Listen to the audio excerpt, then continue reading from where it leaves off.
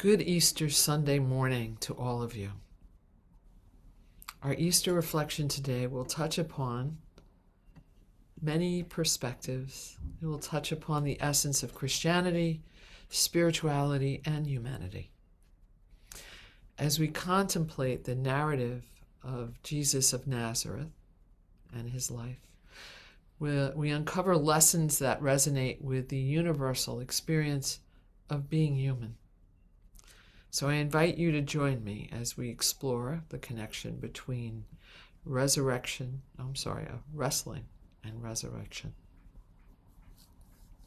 Wrestling is not just a physical act, but a metaphor for the battles we face every day throughout our lives.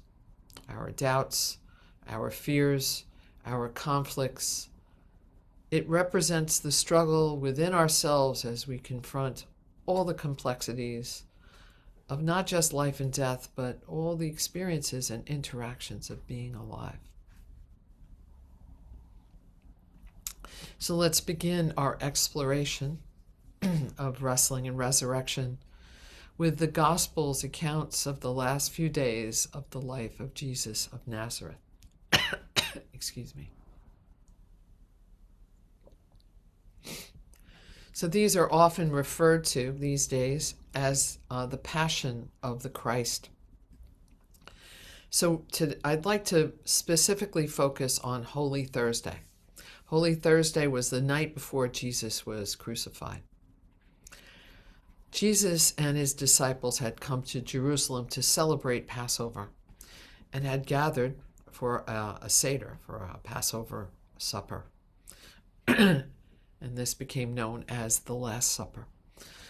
After the meal, Jesus took his disciples and went to a garden, the Garden of Gethsemane. And when they arrived, Jesus left them and asked them to keep watch, and he went off alone to pray. Jesus knew what his destiny was going to be in the next few days, and he was, as the story is told, he was in profound sorrow and pain.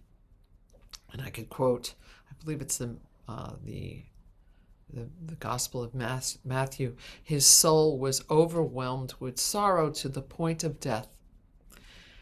And it goes on to say, he prayed, "My Father, if it's possible, may this cup be taken from me. Yet not as I will, but as you will." He was begging God for things to be different. Does it have to be this way, was his prayer. We all know how the story unfolded.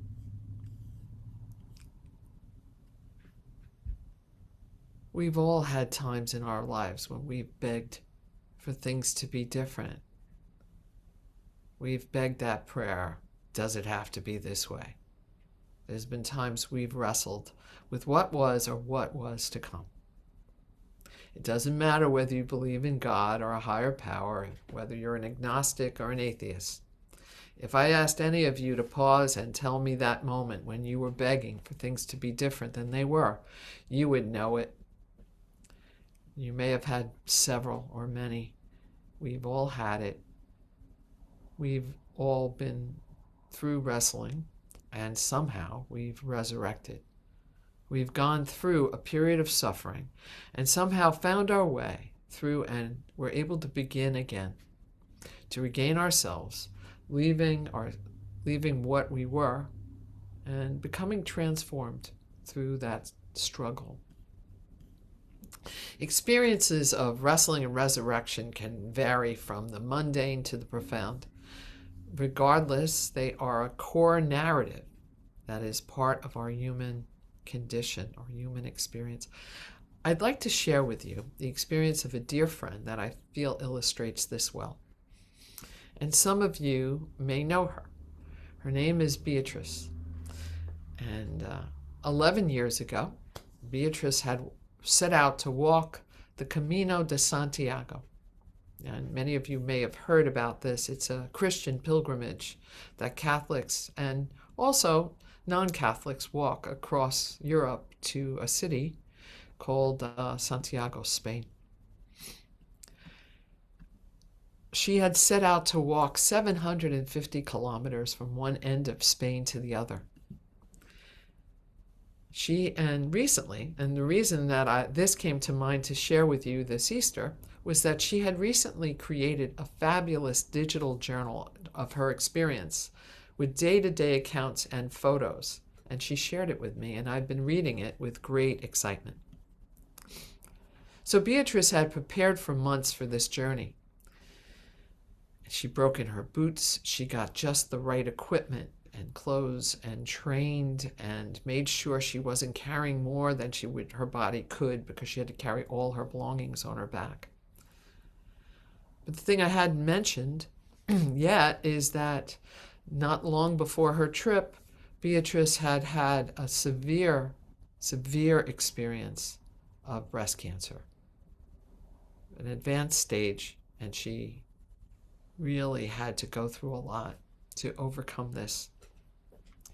But this cancer didn't stop her. Beatrice rolled up her sleeves and set off on a journey of a lifetime alone.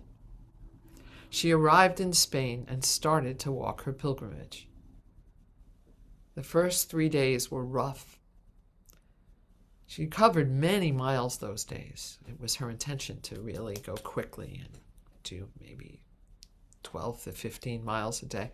The road was rough. It was pouring rain. There were boulders she was tripping over on the road, some the size of footballs.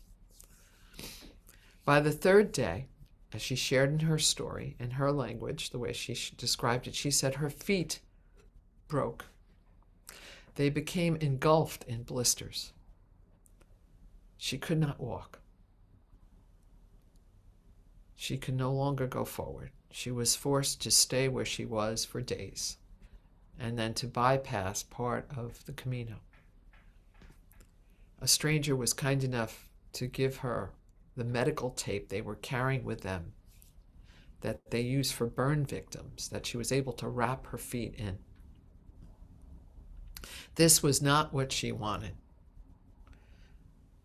It's not what she had prepared for a long time. She had already gone through tremendous suffering in her life and did not expect something like this to happen. But there she was alone, engulfed in blisters and blood and suffering. And eventually, though, she began to heal.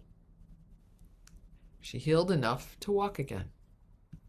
But instead of walking those 12 to 15 miles a day that she had intended to do, and the way she was beginning her Camino, we call it a Camino, her pilgrimage, she took her time.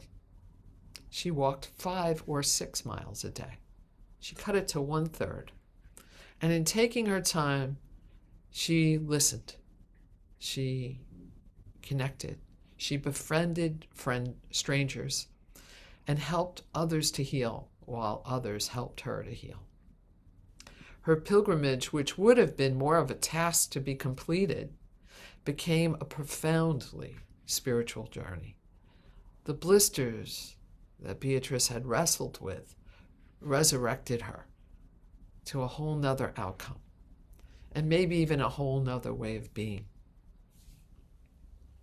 You know, she's my dear companion in adventure. We hike, we have gone through national parks, we've gone to Africa together, and I could tell you that Beatrice walks gently through the world, through the woods, and through the world, and she pays attention to all that is around her and embraces every opportunity to stop and offer kindness and care to strangers.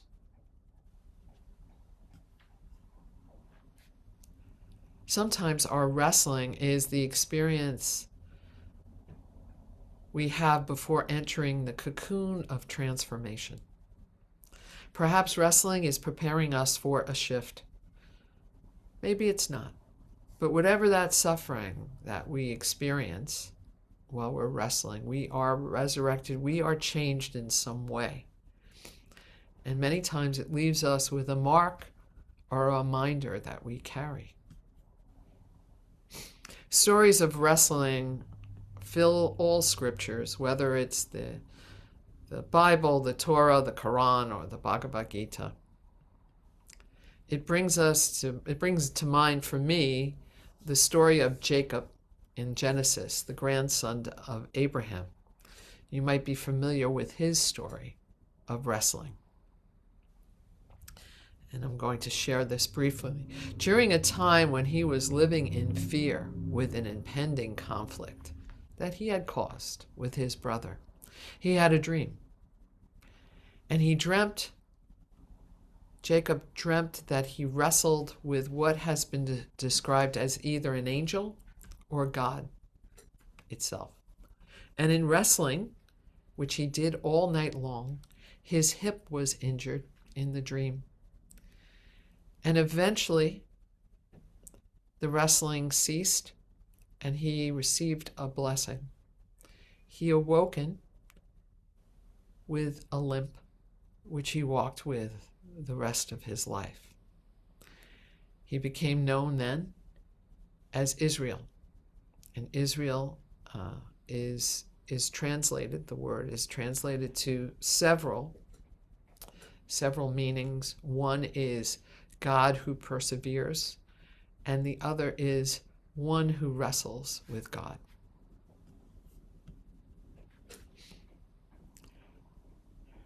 Just as wrestling precedes resurrection, so does transformation precede a new life. Resurrection is not about returning to what was, but about embracing what can be. Perhaps we all get a chance to wrestle with the divine, right? When we are struggling with what is difficult in our lives. That divine could be that which we believe is outside of us, or something, or what is sacred within us. Experiences of wrestling and resurrection can be significant, profound battles with illness, loss, or death. And also, sometimes resurrection may be the subtle transformation of our perspective, a shift in how we perceive and interact with the world. When we change our perception, we change ourselves, and in turn, we are resurrected. We are made anew. And with that in mind, I'd like to share with you a teaching that is by Martin Buber. And it's entitled, "Why Did God Create Atheists?" which I think is a perfect UU story to share at the end of our Easter sermon. A rabbi was teaching his students the Talmud and had explained that God had created everything in this world to be appreciated, since everything here is to teach us a lesson. So a clever student asks, why did God create atheists? After a long pause, the rabbi finally responded. With a sincere and gentle voice, he said, God created atheists to teach us the most important lesson of them all, the lesson of true compassion. You see, when an atheist performs an act of charity, visits someone who's sick, helps someone who is in need, and cares for the world, he is not doing so because of some religious teaching. He does not believe that God commanded him to perform this act. In fact, he does not believe in God at all. So his acts are based on an inner sense of morality. Look at the kindness he could bestow upon others simply because he feels it is to be right.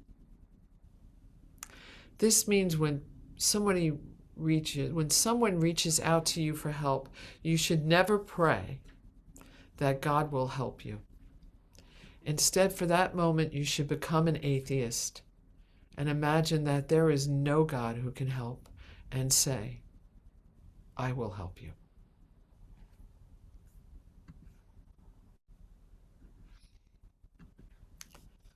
May this Easter be a reminder that resurrection is not the end of the story, but the beginning. And like Jesus, and the teachers who have taught us love before, may we embrace the journey of wrestling and resurrection with open hearts.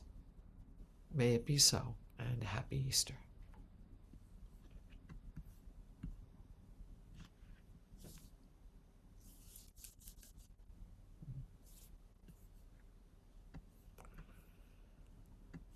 Thank you, everyone.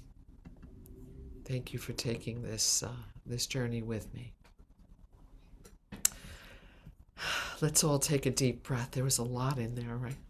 A lot to take in. I know I need a deep breath.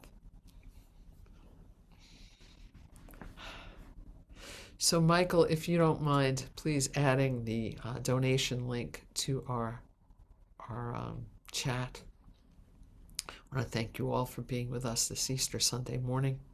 I know we don't have as large a group as we usually do, but many people are out visiting family and traveling and enjoying this last sunny day before a week of rain to come.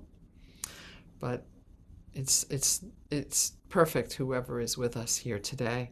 If anybody feels moved to make a donation, the link is in the chat box, the chat grouping, and anything that is available to you, we welcome you, we welcome your presence, because all of us being here together is what makes a congregation.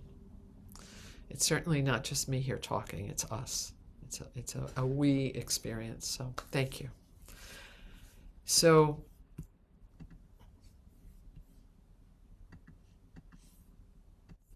let me take another look at my information, at my script here.